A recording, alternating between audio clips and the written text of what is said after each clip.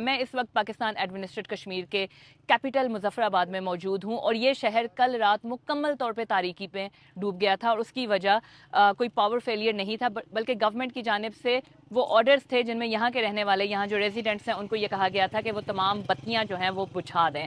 اس کے بعد سے یہاں مکمل اندھیرا تھا، اسٹریٹ لائٹس جو ہیں، سڑکوں پہ جو لائٹس ہیں ان کو بند کر دیا گیا تھا۔ اس کے علاوہ جو کمرشل ایریاز ہیں، جو ہوٹلز ہیں یہاں پر، وہ مکمل طور پہ اندھیرے میں ڈوبے ہوئے تھے اور مکمل خاموشی تھی۔ پاکستان ایڈمنسٹریٹ کشمیر میں بھی جو لائن آف کنٹرول کی سراؤنڈنگ میں جتنے بھی علاقے ہیں وہ عام طور پر ایسی artillery exchange, cross border firing اور ایسی ایمرجنسی صورتحال کے لیے تیار ہوتے ہیں، لیکن اس مرتبہ لوگوں کا کہنا ہے کہ ان کو سچویشن خاصی مشکل اور مختلف نظر آ رہی ہے۔ یہاں بہت سے لوگ ایسے ہیں جو کہ یا تو نقل مکانی کر چکے ہیں یا پھر وہ نقل مکانی کا سوچ رہے ہیں۔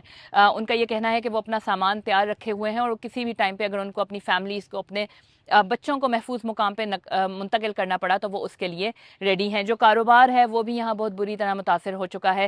یہ وہ موسم ہے جب یہاں ٹورزم کی جو انڈسٹری ہے وہ اپنی پیک پہ پہنچ چکی ہوتی ہے، لیکن اس مرتبہ یہاں پاکستان ایڈمنسٹریٹ کشمیر میں ٹورسٹ جو ہیں وہ نہ ہونے کے برابر ہیں۔ ہوٹلز میں ہمیں ٹورسٹ نظر نہیں آ رہے۔ کام تو بہت اچھا تھا نا، کام تو بڑے عرصے سے چل رہا ہے، 2 سال سے تقریباً، تو ابھی 2-3 دن سے بالکل کام ہمارا متاثر ہو گیا۔ ظاہری سی بات ہے، پریشانی تو ہے نا، سوچتے ہیں یہ نہ کریں تو اور بھی کچھ ہمارے پاس ذریعہ تو نہیں ہے نا، یہ کریں گے تو بچے بھی کھائیں گے۔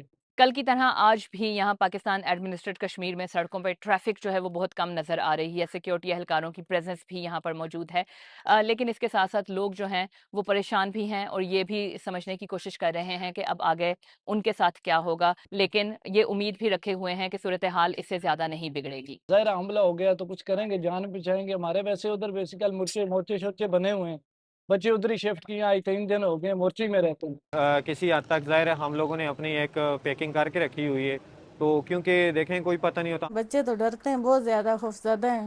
ابھی بھی جب ہم ادھر کا نام لیتے ہیں تو وہ روتے ہیں، لیکن ہم کدھر جائیں گے؟ ادھر تو کوئی ٹھکانہ نہیں ہے، ٹھکانہ تو یہی ہے۔